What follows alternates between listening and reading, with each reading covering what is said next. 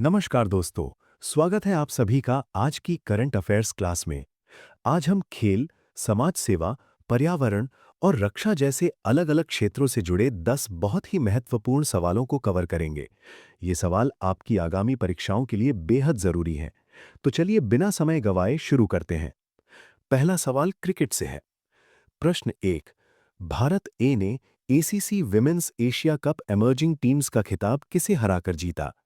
Option है पाकिस्तान ए, श्रीलंका ए, बांग्लादेश ए, नेपाल ए। सोचिए, हमारी महिला टीम ने फाइनल में किस पड़ोसी देश को मात दी थी? इसका सही उत्तर है सी, बांग्लादेश ए, बांग्लादेश ए। भारत की ए महिला टीम ने शानदार प्रदर्शन करते हुए फाइनल मुकाबले में बांग्लादेश ए को हराया और ये ऐतिहासिक ACC women's Asia Cup emerging teams का खिताब अपने नाम किया। ये हमारे देश के लिए और हमारी महिला क्रिकेट के लिए एक बहुत बड़ा प्राउड मोमेंट है। अगला सवाल हमारे देश के सर्वोच्च नागरिक सम्मानों में से एक पद्मश्री से जुड़ा है। प्रश्न 2। डॉक्टर बुड्री ताती को किस क्षेत्र में योगदान हेतु पद्मश्री प्रदान किया गया? ऑप्शन है खेल, वनवासियों की शिक्षा, विज्ञान, कला।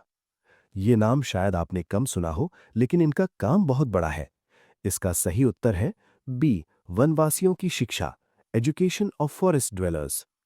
डॉक्टर बुड्री ताती ने अपना पूरा जीवन वन क्षेत्रों में रहने वाले गरीब और वंचित बच्चों की शिक्षा के लिए समर्पित कर दिया। उनके इसी निस्वार्थ और असाधारण कार्य के लिए भारत सरकार ने उन्हें पद्मश्री से सम्मानित किया है। ये हमें सिखाता है कि शिक्षा का दान सबसे बड़ा दान है। ये सवाल इंफ्रास्ट्रक्चर और ट्रांसपोर्ट का बहुत ही शानदार है। प्रश्न 3। देश का पहला 82 किलोमीटर लंबा आरआरटीएस कॉरिडोर किन शहरों के बीच है? ऑप्शन है दिल्ली और मेरठ, दिल्ली और जयपुर, मुंबई और पुणे, लखनऊ और कानपुर। इसका सही उत्तर है ए, दिल्ली और मेरठ। आरआरटीएस का फुल फॉर्म है रीजनल रैपिड ट्रांजिट सिस्टम। ये 82 किलोमीटर लंबा देश का पहला semi high speed regional rail corridor है जो दिल्ली और मेरठ को जोड़ता है। इसे नमो भारत ट्रेन के नाम से भी जाना जाता है। इससे एनसीआर इलाके में कनेक्टिविटी पूरी तरह से बदल जाएगी और सफर बहुत आसान हो जाएगा। अब हम एक और स्पोर्ट्स अचीवमेंट देखेंगे। प्रश्न 4। 13वीं इंडियन ओपन रेस वॉकिंग में पुरुषों की हाफ मैराथन का स्वर्ण पदक किसने जीता? ऑप्शन है विकास सिंह, संदीप कुमार, साहिल पंजाब, अमित खत्री। इसका सही उत्तर है सी, साहिल पंजाब। पंजाब के रहने वाले बेहतरीन एथलीट साहिल ने 13वीं Indian Open race walking event में अपना कमाल दिखाया है। उन्होंने पुरुषों की हाफ मैराथन स्पर्धा में सबसे तेज चलकर स्वर्ण पदक यानी गोल्ड मेडल हासिल किया। एथलेटिक्स से जुड़े ऐसे नाम एग्जाम्स में अक्सर पूछे जाते हैं, इन्हें नोट कर लीजिएगा। अब चलते हैं सरकारी योजनाओं की तरफ। प्रश्न 5। बांग्लार युवा साथी योजना किस राज्य द्वारा शुरू की गई है? ऑप्शन है ओडिशा, पश्चिम बंगाल, असम, बिहार। इसका सही उत्तर है बी, पश्चिम बंगाल। बांग्लार शब्द से ही क्लियर हो जाता है कि ये पश्चिम बंगाल की योजना है। इस योजना का मुख्य उद्देश्य राज्य के युवाओं को सशक्त बनाना और उन्हें करियर के बेहतर अवसर व आर्थिक सहायता प्रदान करना है। अब ये इंटरनेशनल जियोपॉलिटिक्स का सवाल है। प्रश्न 6। विवादित द्वीप डोकडो किन दो देशों के बीच विवाद का विषय है? ऑप्शन है चीन और जापान, उत्तर और दक्षिण कोरिया और जापान, वियतनाम और फिलीपींस। इसका सही उत्तर है सी, दक्षिण कोरिया और जापान। डोकडो एक विवादित द्वीप है जिस पर दक्षिण कोरिया का कंट्रोल है, लेकिन जापान भी इस पर अपना दावा ठोकता है और इसे ताकेशिमा कहता है। ये द्वीप जापान सागर में स्थित है और दोनों देशों के बीच संप्रभुता को लेकर बहुत पुराने विवाद का कारण है। अगला इतिहास से जुड़ा एक अहम सवाल है। प्रश्न 7। हाल ही में राष्ट्रपति भवन में किस स्वतंत्रता सेनानी की प्रतिमा का अनावरण हुआ है? ऑप्शन है सी, राजगोपालाचारी, सरदार पटेल, सुभाष चंद्र बोस, महात्मा गांधी। इसका सही उत्तर है ए, सी, राजगोपालाचारी। हमारे महान स्वतंत्रता सेनानी सी राजगोपालाचार्य जी, जिन्हें हम प्यार से राजा जी भी कहते हैं, उनकी एक भव्य प्रतिमा का अनावरण नई दिल्ली के राष्ट्रपति भवन में किया गया है।